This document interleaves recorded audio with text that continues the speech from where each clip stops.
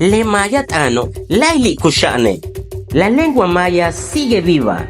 Con esbetik o yambaletano. Vamos a hacer que retumbe nuestra voz. ¡Comencemos! El día de hoy les vamos a compartir y para que conozcan la planta del algodón. En maya se llama pitz. Así que vengan y acompañen, vamos a conocerlo.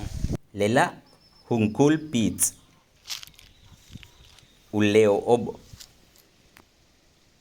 Yaash ubonil. Waye kinwe sikteesh le pitzo. Hach susulki.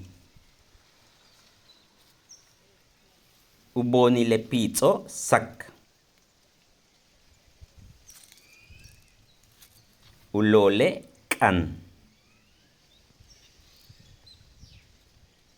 Hatzot ulole pitzo.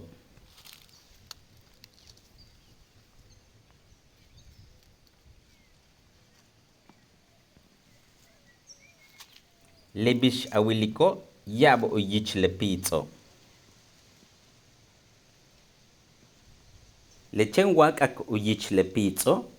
Ukati ale tzok uyih tal unek shan. Keshiwatak oteesh balob tiyo la le pitzo.